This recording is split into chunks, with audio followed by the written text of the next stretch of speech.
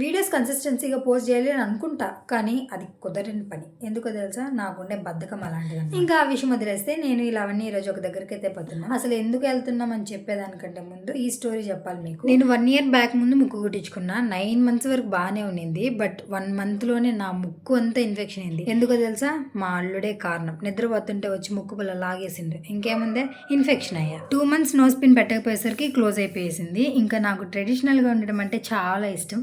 అసలు ముక్కు పొడుగుంటేనే కదా మొహంలో కలగా ఉండేది. అందుకే మళ్ళీ కుట్టించుకుందామని చెప్పేసి షాప్కి అయితే పోయినా. వామ్మో, దాన్ని చూస్తేనే చాలా భయం వేసింది. గోన్ బట్టలు కుడతారు చూడండి, దబ్బనం అట్టుంది. ఇంకా అయిపోయింది మై మనీ పని అనుకున్నా. కానీ నాకు ముక్కు పుడక మీద ఉండే ఇష్టం ముందు భయం కాస్త జూజూబీ అయింది. ఫైనల్గా కుట్టించేసుకున్నా. కర్రీ ముక్కు కాస్త ఎర్రగా అయింది. అయినా నో ప్రాబ్లం. ఇప్పుడు నాకు చాలా ప్రశాంతంగా ఉందన్నమాట. నొప్పి కూడా ఉందనుకోండి, బట్ ఇట్స్ ఓకే. ఇంతకీ మీరేమంటారు? అమ్మాయిలు ముక్కు పుడుకుంటే బాగుంటారా లేకుంటే బాగుంటారా? Let me know in the comment. Vlogs కూడా మహిమ స్మైల్ అకౌంట్లోనే పోస్ట్ చేయాలి అనుకుంటున్నా. మీరేమంటారు? ఎందుకంటే నేను ఆల్వేస్ మహిమ అకౌంట్ క్రియేట్ చేసింది రివ్యూస్ కోసం అనమాట.